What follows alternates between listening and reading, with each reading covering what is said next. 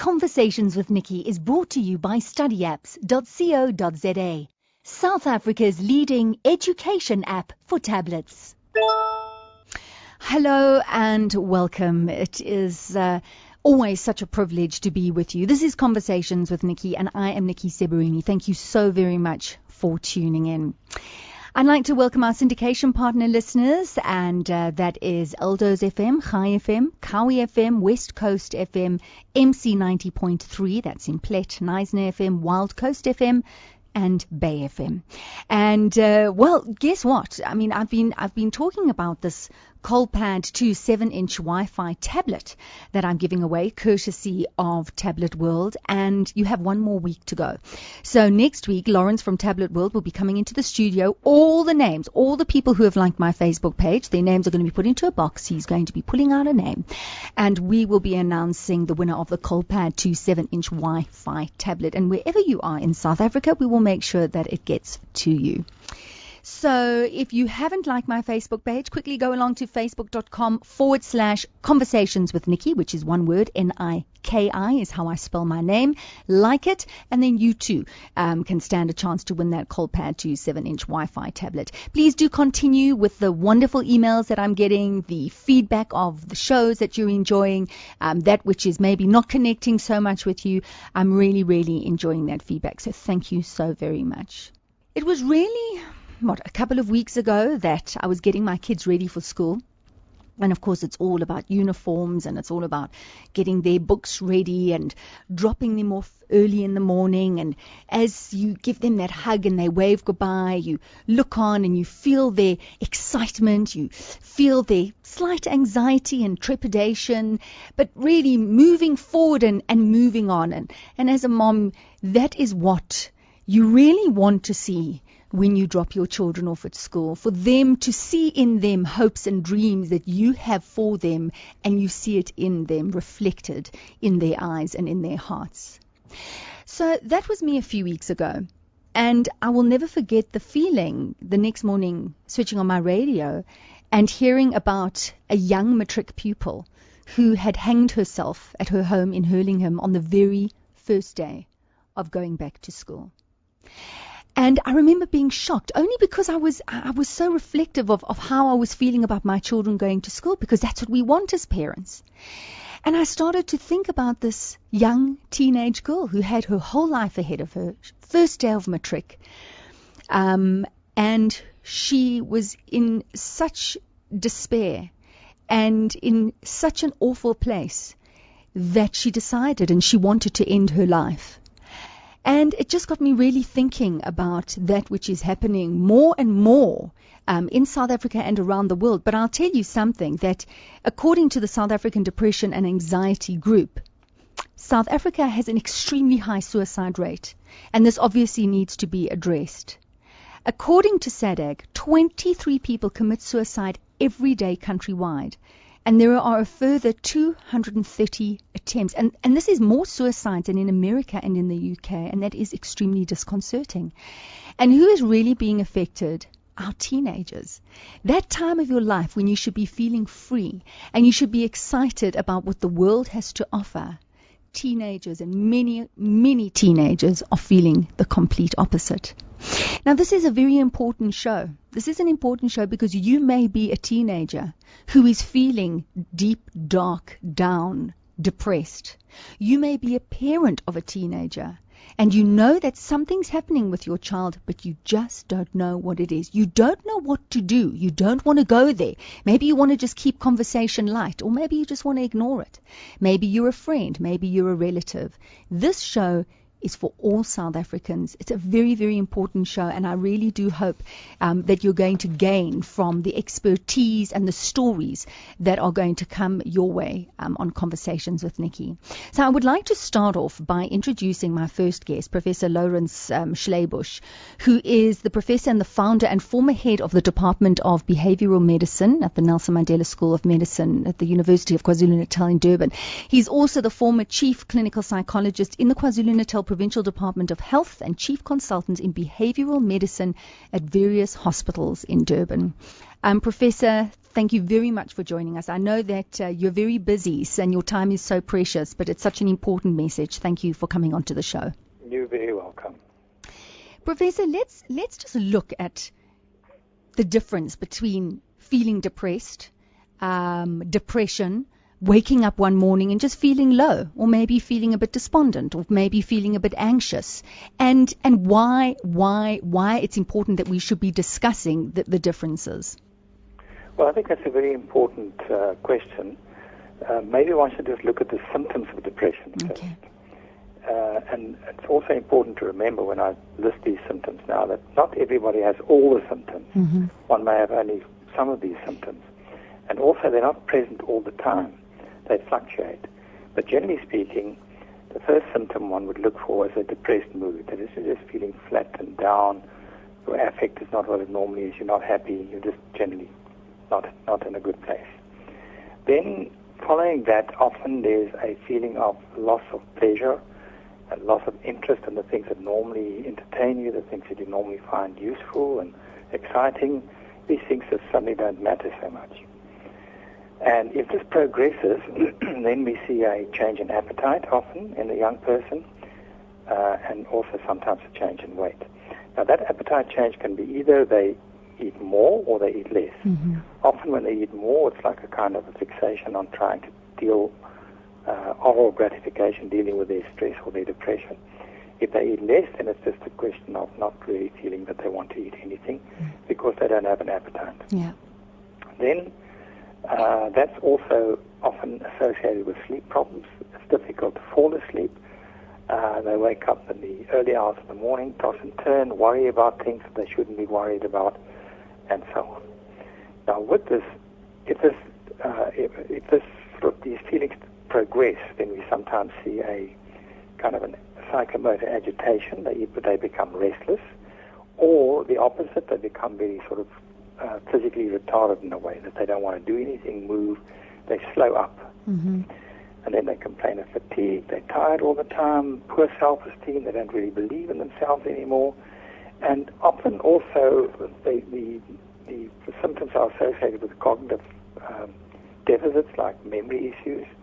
They can't focus, they can't concentrate as well as they used to, they can't remember.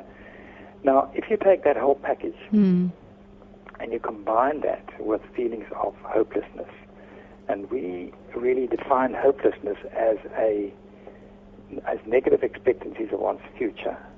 So if you look at your tomorrow, your next week, and so on, and you don't really see a positive outcome of whatever has put you in this dark place, in this first instance, then you start feeling hopeless. And if you combine all these, then the ultimate outcome of that would be suicidal ideation. You start thinking, look, life's not worth living. I might as well give up. It's not so much that the person wants to die. They just don't want to feel this miserable feeling, this what I call psychological anguish or psychological pain. They don't want to feel that anymore. So that then leads to suicidal behavior, suicidal actions. Now, I'm sure, Professor, there are many people who are listening right now who can tick so many of those boxes. Yes. And I know that you've said that there are a range of symptoms and that they fluctuate. Right. If people have ticked a number of those boxes, should they be concerned? In other words, you've said that if it all comes together, if they're experiencing all of these symptoms and they have this feeling of hopelessness, then the suicidal thoughts could come. But should people be concerned if they are feeling a lot of these symptoms? We all feel depressed at times. We all feel down at times. Okay, so that's normal to be feeling those feelings. That's quite normal. Okay. And sometimes you don't sleep so well, you feel a bit restless and so on. But if these symptoms persist over a period of time, and usually a good cutoff point is about 2 weeks, then one needs to take them more seriously. Now, what I find a little bit disturbing is if we're looking, because today's show we're focusing on teenage suicide, and when we look at the teenager, my sons aren't there yet, but so many people have told me about how they withdraw. I mean, I'm thinking about when I was a teenager. You know, there's a disconnect between teenager and parent. They're happy to withdraw into the room, be more with themselves, or not be as communicative. And again, if you could look at that. There could be fluctuations in weight because of hormones. There could be so many things. When should a parent start to worry for their teenager? Well, I think it's important not to confuse normal adolescent development with these symptoms that I've just sort of explained. Because teenagers can be difficult. I mean, they do need time for themselves. And also, some of our latest research has shown, particularly in modern times, the impact of social media. Teenagers often withdraw and they chat to each other and they engage interpersonally with people on social media outlets. So that in itself is a normal situation. But if that becomes persistent, if it becomes acute, if it becomes a problem where the teenager doesn't want to do other normal things that teenagers do, like wanting to go out, socializing and so on. Teenagers like to be like other teenagers. If that pattern starts breaking, then I think one needs to take it seriously. So parents, you don't want parents to be neurotic about it, and to parents to helicopter parent their teenager and be there all the time, but they must be aware. Yes, they must be aware. I mean, we used to use a term when I was at university, a good old German term called Sturm und Drang, which is the storm and stress period. Yes. That we think teenagers, or that we know teenagers go through. That's normal adolescent development. But when that becomes too intense, too prolonged, and too inordinate, then parents must get worried. And for teenagers who are listening, Professor, who are feeling that and they've reached the stage of hopelessness, I suppose at that point you're feeling very removed and quite alienated. What would you say to them? You know, I always advise them that they need to talk to somebody. I mean, one of the first questions I ask is do you have friends? Do you have a friend that you can trust? Is there somebody in your circle that's a good listener? And if there is, then that's the person they must seek out, and they must talk about their problems. Because what teenagers also tend to do sometimes is they internalize. They keep all their emotions all locked up within themselves. And really, if they feel that it becomes too much, they should discuss it with somebody else. If there's not a friend, they can maybe talk to a counselor at school, or a teacher counselor, or their parents, if the parents are good listeners. But they should really not bottle it up. They should discuss it with somebody. Another point to bear in mind is often because of the normal stresses or pressures that teenagers are under in our modern world, these feelings sometimes go hand in hand with anxiety. People often miss the symptoms of anxiety, and anxiety can sometimes be recognized by excessive worry, an uncontrollable worry, anticipating the worst, and also sometimes becoming a little bit hypervigilant and more tearful. So when those symptoms occur, then I think, and if they persist, then I think it's more than just hormonal, and they should really discuss it with somebody else. Well, I just read an article about the matric exams when they came out. The day before the exams came out, a young boy committed suicide. And just the story that I started off with this young girl on the first day of matric. You walk into school on that first day, and the first thing the teachers are doing is preparing you for your matric exam. You just feel this weight, dropping on your shoulders. So that would be, I mean, how would a parent identify that? Would that be extreme anxiety? Yes, extreme anxiety about the outcome. We place huge expectations on our youth. We expect them to perform at a certain level. When they, towards the end of the year, with exam time, we expect them to perform not only physically and sport-wise, but also academically. But not only that, we then expect them to choose a career where the expectations on them increase. Now, if teenagers feel, or their perception is that they can't cope with this, they can't live up these expectations, the expectations become unrealistic, that's when the anxiety levels become very high. And then they fear the outcome of the actions, the exams and so on. And I think parents need to be very aware of this, that we don't place these huge expectations on our youth.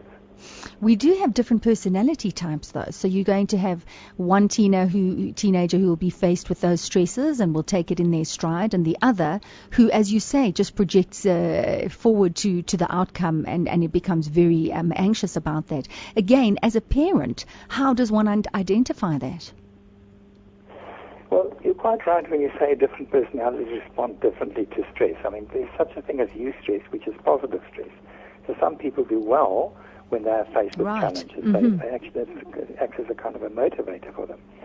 But parents need to be aware when this does not apply to their own children, when the child has a negative perception of their world and their environment. Okay. And I would like to bring this back to perception, because perception is really one's interpretation of one's own reality.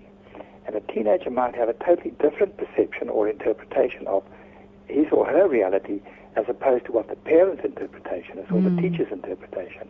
And one needs to explore that then with a teenager and say, look, how do you see your world? How do you see the expectations placed on you? What is your perception? Because that perception leads to emotions.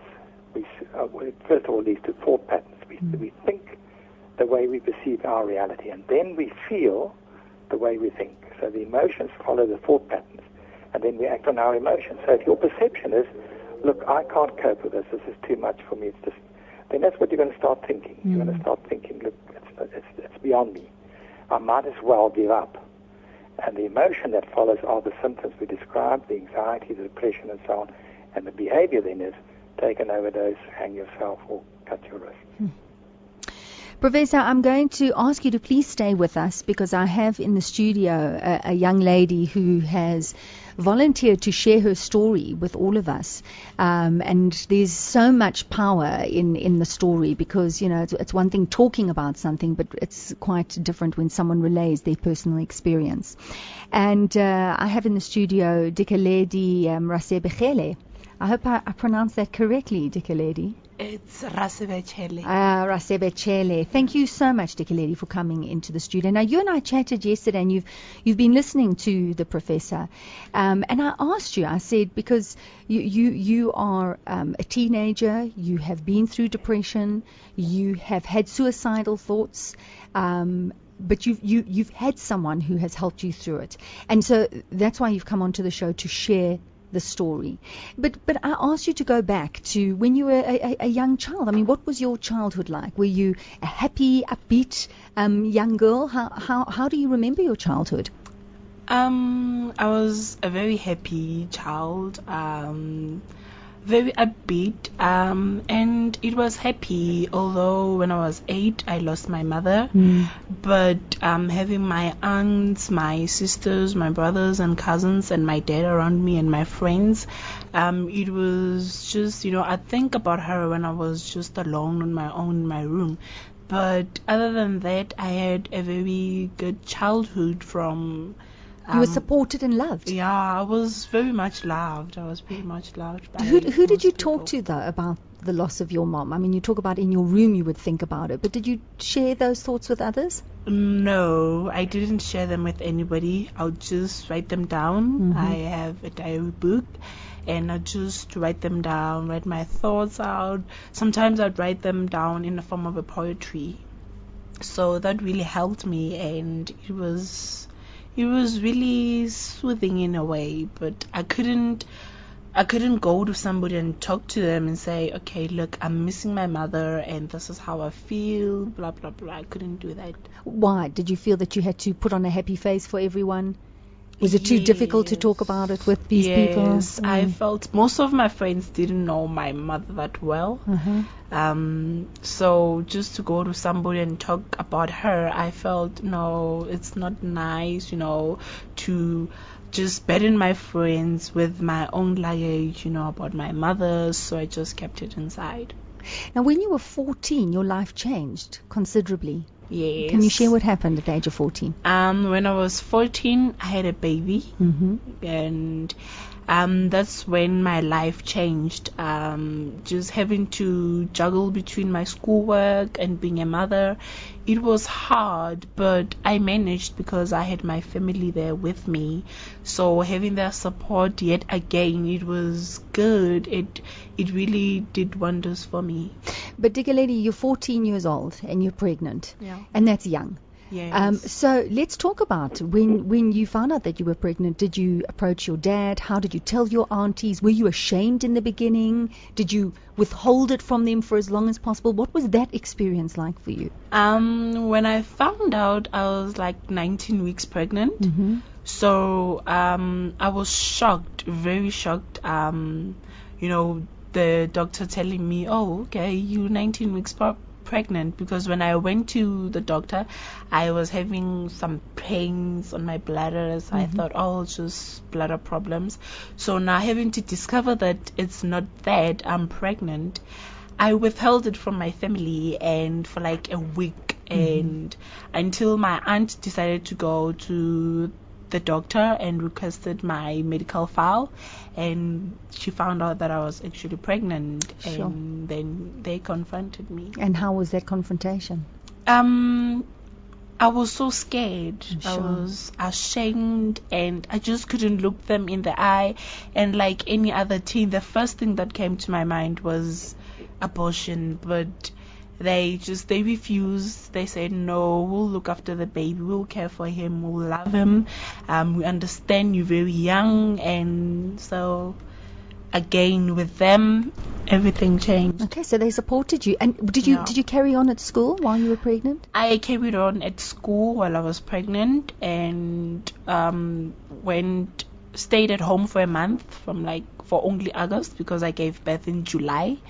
And for August only I stayed home, and the 1st of September I went back to school, and I was doing grade 8, so I was still new in high school. And then I studied hard and I passed my grade 8 and moved to grade 9. Wow.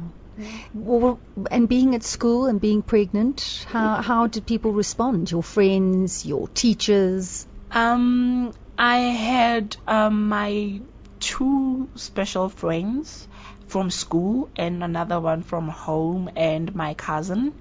And so those were the only people who were at school were supporting me, and my teachers, of course. And it's such a shame when you're 14 and you're pregnant. So I'd hide my tummy, whether it was hot or cold, I'd wear this huge sweater so that I could hide my tummy and nobody could see me. So it was also an extra job having to hide my pregnancy, but I got through it. But you weren't depressed during this time. You were just getting through it. I mean, you had your baby, you went back to school. Was everything okay? Yeah. Besides stressful. I mean, that is normal stress, isn't it? Okay. Then when you were 16, you had a very traumatic experience happen. Yeah. Can you share that as well, please? When I was 16, I was gang raped. And that's when my life changed. And at that moment, I felt that it had changed for the worse. I pushed people away. I was alone. My friends, I no longer wanted to be around people. I started having this resentment towards male people, and it was hard. I would cry every day. I would just, feel worthless. I'll just feel dirty in a way. I'd feel as though, okay. And at some point, I actually blamed myself to say, oh, okay, maybe it was because of the clothing that I was wearing that it had to happen. And that's when actually depression came in. That's when I became depressed, because I actually failed that year. I failed my grade 10. And I had to go back to school the following year to repeat. So failing, being raped, it was just too much for me, and I couldn't cope. And I thought the only way out is to just commit suicide. That way I would just be at peace, away from everything that was happening, and I'll no longer face them, because I had to go to court again and face them and tell the courtroom what happened, look at them with their parents there. It was just too hard. Like the professor described, that absolute sense of hopelessness. Yeah. I became numb in a way. I became a whole new person, and a bad person, that is. I became angry. I was angry at them, I was angry at myself, I was angry with the world. I was just I was just angry, Dikelede, frustrated. can I ask you, I mean, you've spoken about the supportive family that you have, and to go through something like a gang rape, but obviously you reported it, and they were arrested and whatever happened. How was your family with you at that point? Was it difficult to share the story with them and to get their support? It was difficult to share the story with them. It was very difficult. At some point, I felt as if they were just distancing themselves away from me. I felt unloved, and they were so cold towards me at the first time. It was like they thought maybe I wasn't telling the truth, maybe I was just accusing them and everything. But my then best friend, Shelly's mother spoke to my sister, and she told her that, okay, it happened. Just if it didn't happen, then we'll see. But just let her do what she feels is right for her. And at that time, for me, reporting the case, getting justice for myself, that was the right thing. So not having them by my side at that time, it was hurting, it was painful. And again, I miss my mother more. That's when I started longing for my mother more and more, asking myself questions. Why did she have to pass away when I was still young? Why wasn't she there?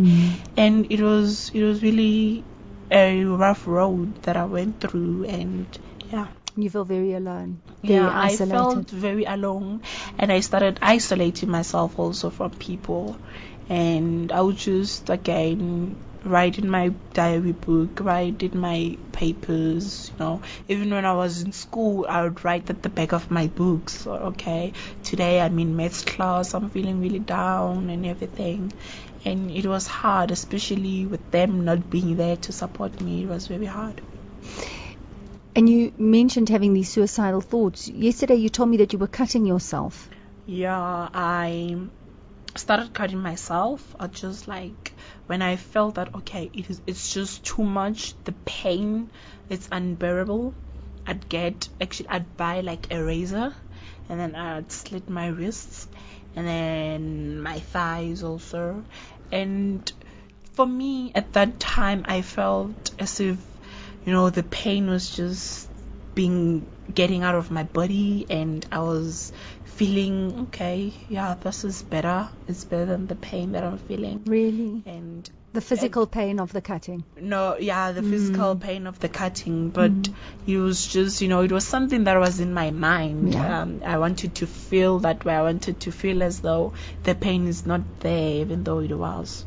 And all this time you were having these suicidal thoughts? Yes, all this time I was having the suicidal thoughts. I was thinking a lot about it, how I was going to orchestrate the suicide.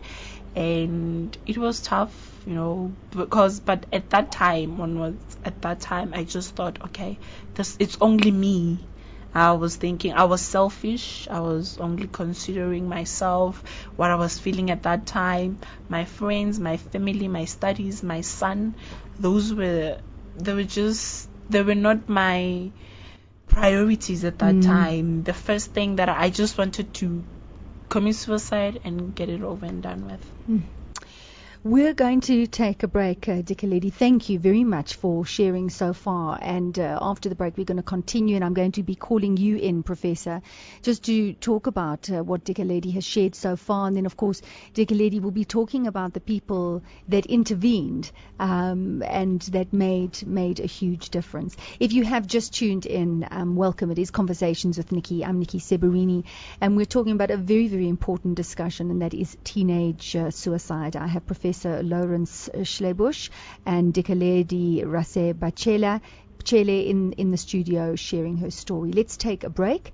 We'll be right back. Hi, my name is S.V. Prinsloo, and I'm the HOD of IT Integration at Bridwin Preparatory School in Melrose.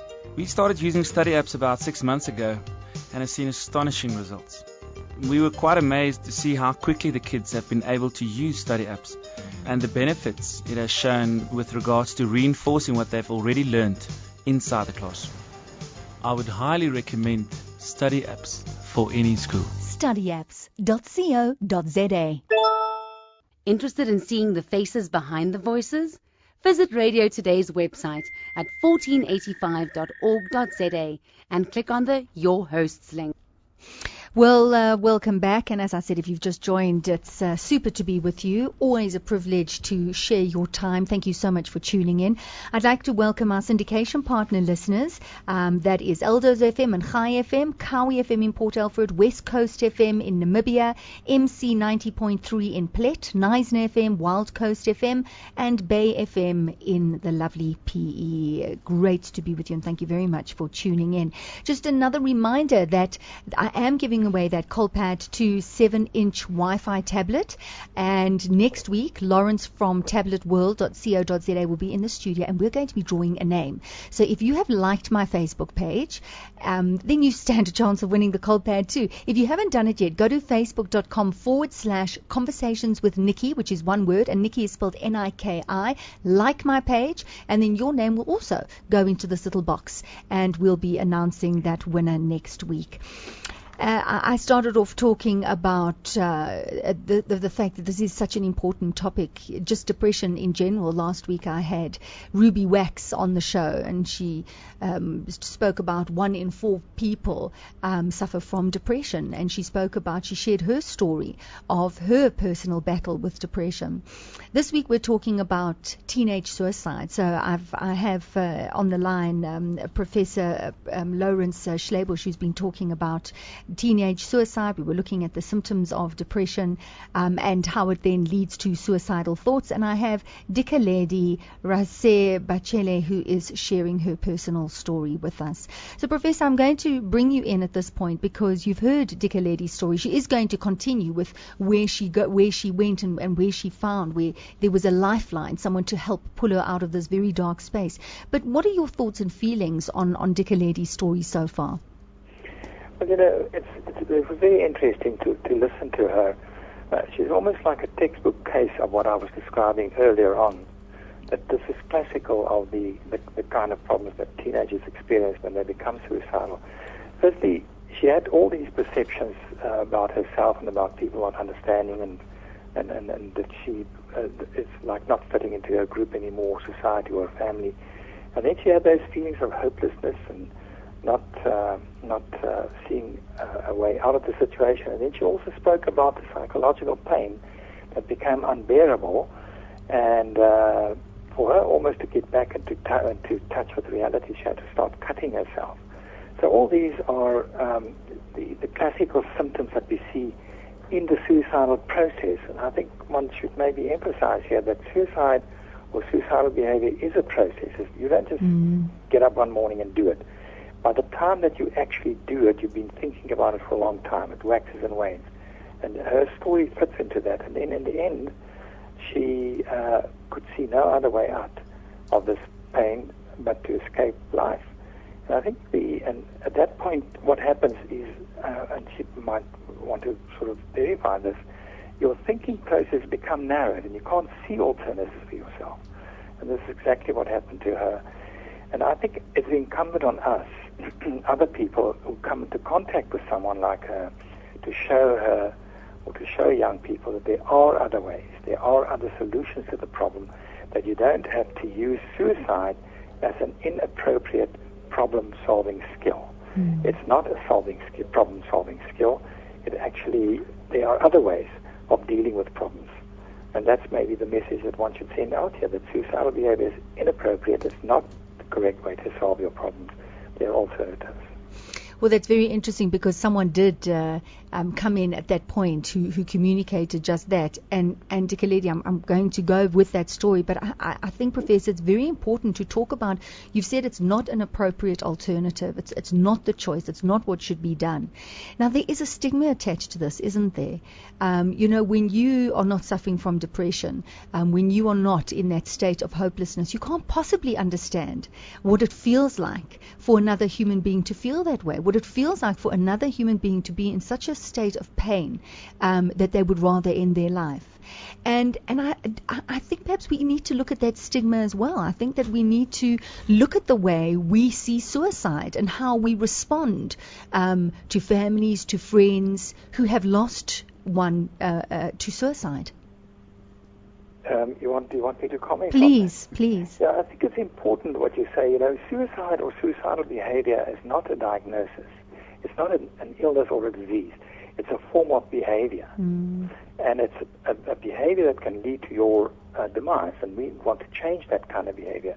So it's quite correct what you say, that there are other ways of dealing with it.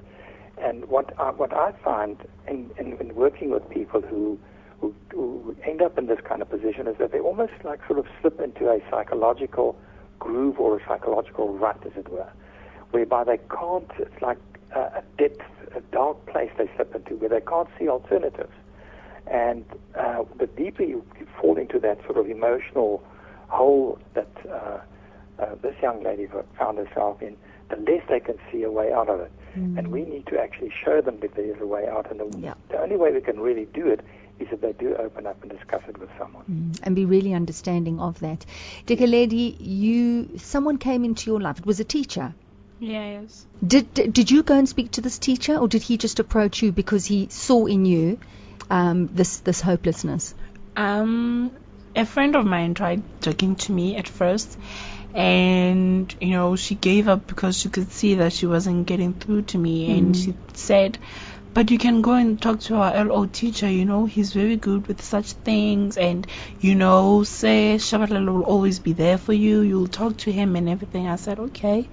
Then one day I just decided, okay, today I'll be strong, I'll be courageous enough to go into his classroom, knock on his door and say, sir, I have a problem, can I talk to you? So we spoke about it, we talked, I explained everything to him, and then he started advising me, he started telling me that, okay, this is the world, it's not fair on all of us, it's unfair, yes, but that doesn't mean you have to take the easy way out. And him telling me that there are other people out there who are going through the same thing as you, and they need somebody to talk to.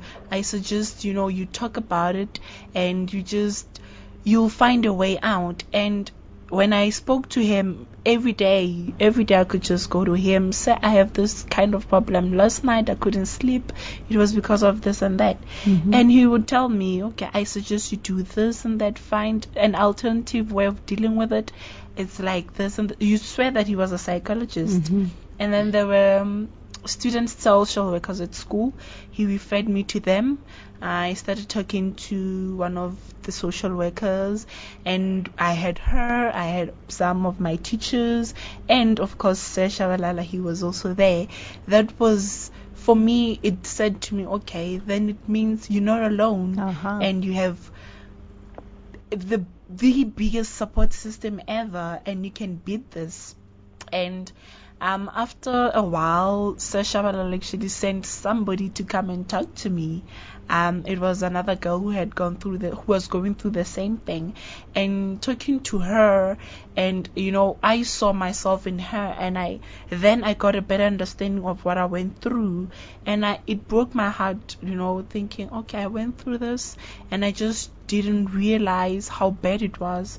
I didn't realize how, the people that I was hurting, my friends, my family, that I was hurting them. And talking to her, it gave me more light, and it was very good. It just gave me that strength to say, okay, this means I'm a strong woman and I can overcome a lot of things. But the first thing that I need to deal with is this depression that I went through. I need to tackle it, and then just take it, close that chapter, and move on with my life. I mean, that just sounds fantastic. It was. So how did you deal with it? How did you just tackle it? How do you just tackle depression? You personally? Personally, I went to the hospital, and when I got there, I spoke to a psychologist, and she did diagnose me with depression, and she said, okay, you'll be on medication for 6 months. And I was on medication for 6 months and going to sessions with her, and that on its own, it was good talking about it. Just, every after session, just getting it off my chest, I'd feel relieved. I'd feel like, oh, okay, there's that thingy, that little thing that I just, threw away. It was little, step by step, but it got out of my chest, and somehow I just got over it, and I just got through it. And every day I'm grateful. Every day when I wake up, I pray that, thank you, God, you gave me the strength to go on. You were just against me wanting to take my life, and thank you for just blessing me and for being there for me. Because one thing's for sure, God was also, I prayed a lot. I prayed a lot, and prayer got me through it all. Yeah. I must say, Dikelede, just listening to you, I can feel my heart just filling with the joy and the love, and it's so wonderful to hear, your story and to be able to come through it. What do you have to say, Professor? Well, I like the last comment about I prayed a lot and my faith got me through it. I think there's plenty of hard sort of research to show that spiritual values and a value system make a big difference. So what she tells me there is that apart from the psychological issues, apart from the social support, she also needed that spiritual input, which worked for her. And another point that's very important is that, sometimes the medication has a role to play. Sometimes if it's a profound depression that we're dealing with, it can be treated effectively with medication. I think the message out there for anybody is that there's nothing really so bad that you really should give up your life for it. There's always a solution. There's always a way out of the situation. If you suffer from a psychological problem like depression, it can be treated. It can be treated very effectively.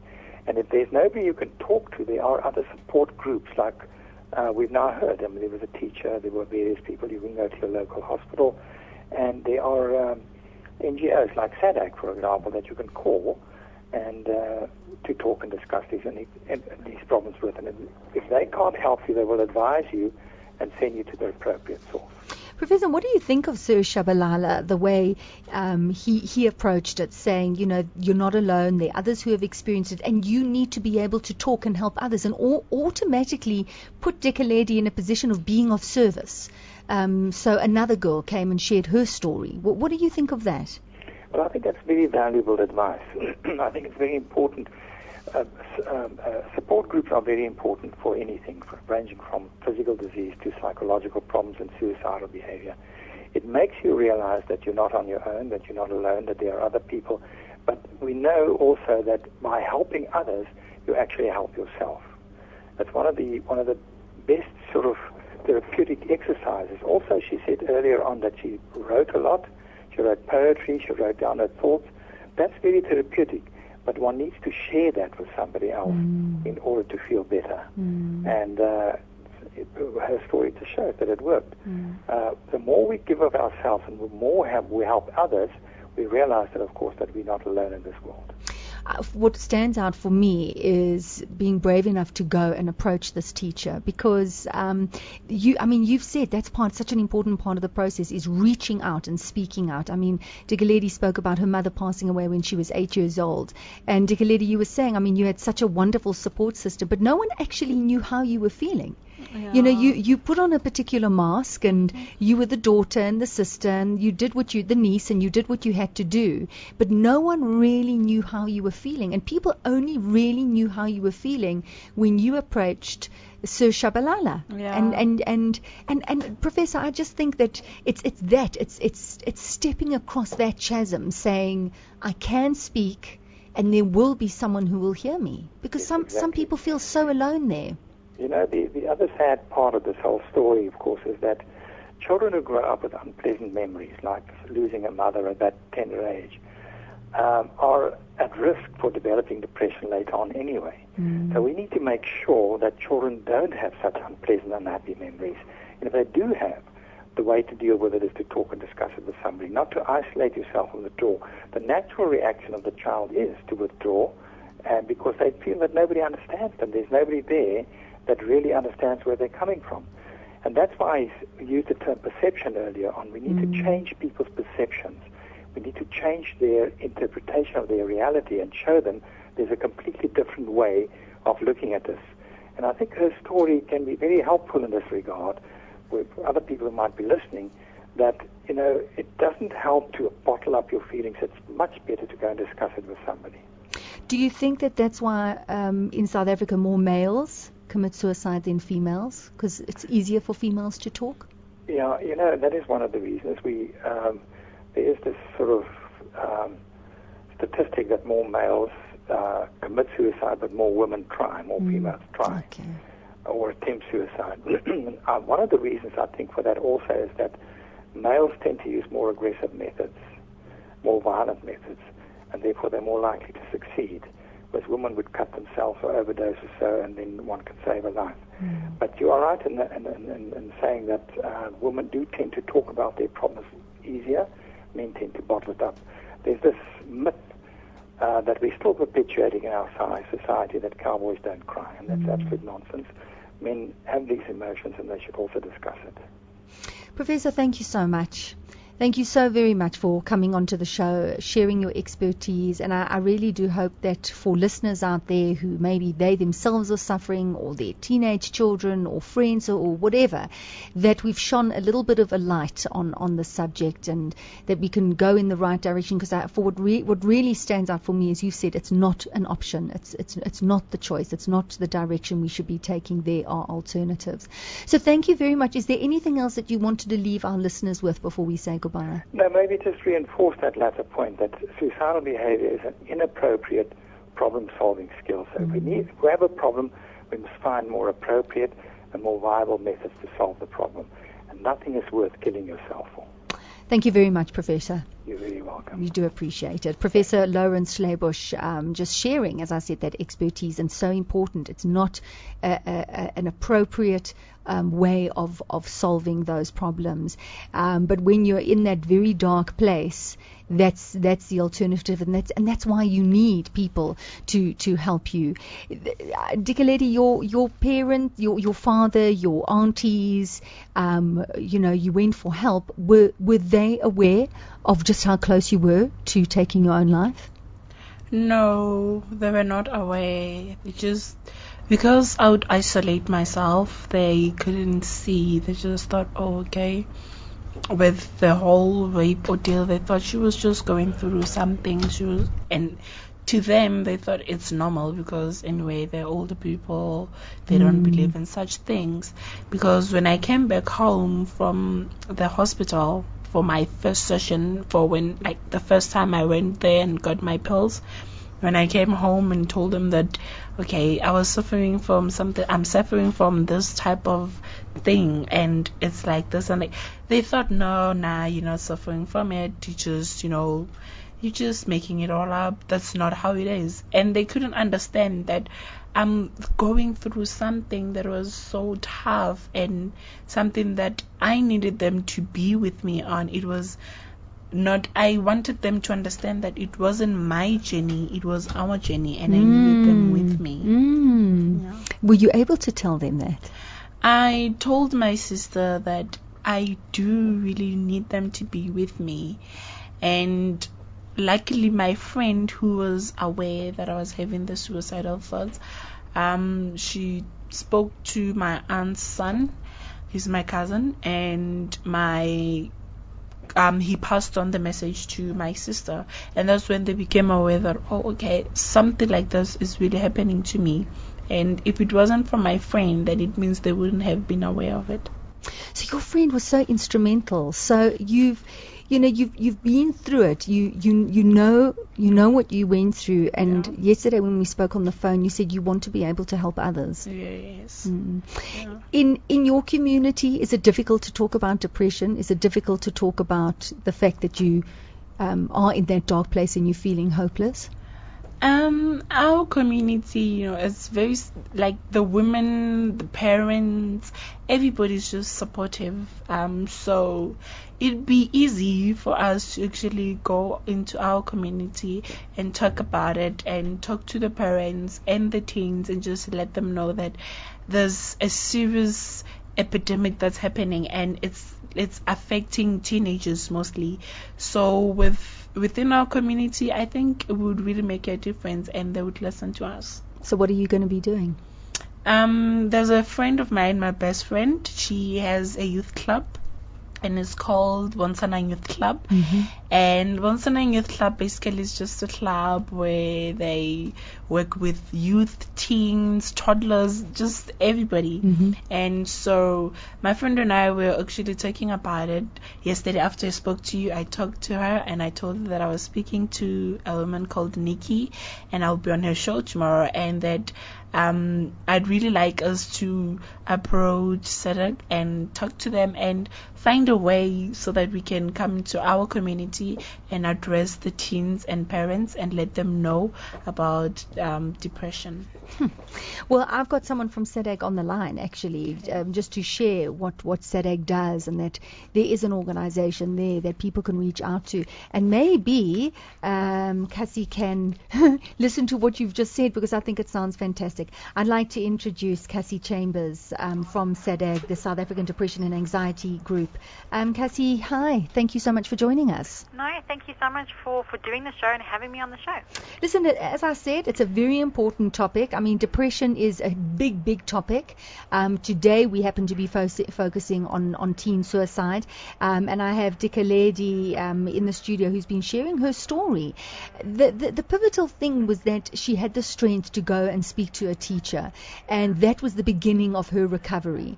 But not everyone has that, Cassie. Is that why you have SADC, and you know, what should people be doing if they are in that position? Absolutely, and I think Dikelede is so brave to share her story and to open up and say, you know, she's been there, she's felt like that, and she went for help, and look where she is now. You know, she's doing something about it, and she's inspiring others to get help. And I think it is. She was very lucky that she felt comfortable enough to approach a teacher and speak to them about it. And that's what we try to speak to all of our teenagers. If they're ever feeling down, speak to someone. You know, if it's not a parent, if it's not the life skills teacher, if maybe you have a better relationship with the maths teacher or the counselor at school, speak to someone. You know, keeping it inside isn't going to help you or make the problems go away. You have to speak to an adult, especially when depression is the contributing factor to teen suicide. It's really important to know that you as an individual, as a person, cannot make the depression go away yourself. You need professional help. You need to talk to someone. And that's why you have to reach out and speak to someone and get the help and open up about what you're going through. You know, you don't have to do it alone. Do you have lots of teenagers calling into SADC? We do get calls throughout the year from teenagers who are having issues at home, who have issues at school, they're having problems with boyfriends or girlfriends, or they're, you know, grieving the loss of someone close to them. So there's so many different reasons that would contribute to a teenager feeling down and depressed, and even like they can't cope anymore. And depending on what is happening throughout the year, we do get the same amount of calls from teens, but the reasons are normally for different reasons. Over the exam period, teens are a lot more stressed. They're not coping. They can't open up to, you know, their parents to tell them that they're struggling, or they don't feel prepared, and they turn to SADC and they speak to a counselor, which is what we want them to do. And I think as any parent who's listening who would ideally love their teenager to come to them and talk to them, maybe sometimes it's more about the fact that they're talking to someone, whether it be an aunt or an uncle or a cousin or a teacher or even a counselor at SADC. The most important thing is that they're talking to someone. And just tell me about this helpline. So what SADC does is we run the country's only suicide crisis helpline. It's a toll-free number, so it's free from a landline. And you can call and speak to a counselor any day of the year. We're open every single day from 8 in the morning till 8 at night, and we have an emergency after-hours helpline available too for those where it's after 8 p.m. And we provide free telephonic counselling. So we'll talk to you. We want to help you. We've got different ideas and resources and suggestions that could help you when you're feeling down and depressed and as if you can't go on anymore. We also have an amazing referral guide with referrals to psychiatrists, psychologists, clinics, support groups, rehab centers, free counseling centers, trauma centers, whatever kind of help that you're looking for, we can find and refer you to the right place in your area, which I think having that kind of information is really important to know what the next step or next action is. We've also got a lot of information and brochures and handouts about what to do when you're feeling depressed. How do I help someone who is depressed? What do I say? What do I don't say? So there's a lot of helpful practical tips that we can also give you, which is available on our website at www.sadag.org, or we can post or email it to you. So parents can contact you. Parents Yes. can get help on how to actually deal with this. Absolutely, and we encourage them to be proactive. You know, so often SADAG is called to a school when there has been a tragedy or a teenager has attempted suicide. And what we would like to do is to go in to prevent these things from happening, to go and speak to them about the warning signs, how to pick up on it, what do you do, where do you go to get help. So if a parent would like to get some information, please do contact us. Let us give you all the information available. Let us give you the signs and symptoms and really equip you to, if you have to deal with a situation, that you were prepared. And we've got all this information at our website too, so you can print it, leave it lying around the house for your teenager, or pass it on to your partner so that they can also read and learn what to do. The most important thing is to learn as much as you can and be prepared for that moment for what if. I was reading some statistics that you released that 23 people commit suicide every day countrywide. How prevalent is teenage suicide? I think our suicide rate overall between teens and adults has actually increased. We're now at the moment where there's 23 suicides every 24 hours. And a further 230 attempted suicides every day in South Africa.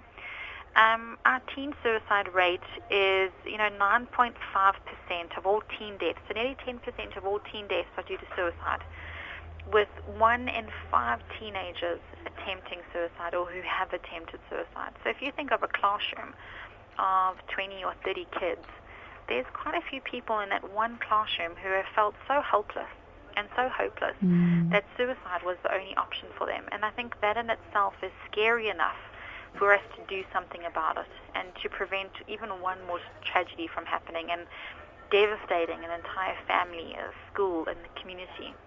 Have you been able to hone in and see, in what grade it's happening? Are you finding that it's a lot of matric teenagers who are experiencing this anxiety, or is it, if you're looking at depression, it could be really any age? It does happen at any age. We've unfortunately been called to primary schools where there have been suicides. I know that our youngest... Primary schools? Yeah, it's really, really scary. I think maybe one of the trends that we are picking up is that depression is affecting younger and younger children or younger teens. So, having 9-year-olds attempting suicide at school, we do know that the youngest suicide that we've been aware of has been 7 years old, which is incredibly tragic and sad. But how does that work? How does a 7-year-old know how to end their life? Do you know what I'm saying? Is it from seeing movies? Is it from listening to discussions? I can understand a teenager knows. How would a 7-year-old know? I think what we've picked up is that 7-year-old, because of the problems and issues that they're going through, they're already exposed to so many other problems and issues. They're already in a dysfunctional home or dealing with issues that a normal 7-year-old should not be dealing with. Yeah. So they're picking up on these things, and I think in the case where the 7-year-old had committed suicide, it was their third attempt. So they had attempted before but not got it right. And we do know that if someone has attempted suicide before, they're at a high risk for attempting or getting it right again. So it's really important that if something happens that you intervene as soon as possible and you get the professional help before it's too late. And not dismiss it as just attention seeking, but really see it as a warning. Absolutely. And I know a lot of time parents or people say, but maybe it is just attention-seeking behavior. Either way, if they're turning to suicide to look for attention, something is clearly wrong. Something is clearly, there's a breakdown in communication. Something needs to happen. So I think it's really important that you look at it and say, okay, something is wrong. What do we need to do? Let's get the professional help. So often we hear too many cases of, I should have done this. Yeah. What if I did that? I should have prevented it. I should have got help before it was too late. And we're avoiding those situations. So if you know that your teen or child is depressed or even feeling suicidal or even threatened to take their own life, act now before it's too late, before you sit back and say, what if? Very important words. Absolutely. Cassie, can we have that helpline number again, please? Yes, absolutely. It's a toll-free number. It's 0800 567 567. I'll say it again, 0800 567 567. Super. You can also SMS us, and we will call you back on 31393. And again, you're welcome to visit our website. It has all of our contact details, all of our information, what to look out for, online videos, everything that you need. Okay. And that's at www.sadag.org. Fantastic. Cassie, thank you so much for your time. Much appreciated. Take care. Thank you. Bye-bye. Bye. Well, Dikelede, thank you for sharing your story. It's your story that's going to hopefully inspire others, motivate others to go beyond that very dark place and find the light just like you have. So thank you so much. Thank you. Dikelede here in the studio, and Professor and Cassie, or everyone giving their input. And thank you so much for tuning in. I hope that you have gained during the show. And I'm looking so forward to being with you same time next week. For me, Niki Seberini. Goodbye. Hi, my name is Prinsloo, and I'm the HOD of IT Integration at Bridwin Preparatory School in Melrose. We started using study apps about 6 months ago and have seen astonishing results. We were quite amazed to see how quickly the kids have been able to use study apps and the benefits it has shown with regards to reinforcing what they've already learned inside the classroom. I would highly recommend study apps for any school. Studyapps.co.za. Conversations with Niki was brought to you by Studyapps.co.za, South Africa's leading education app for tablets.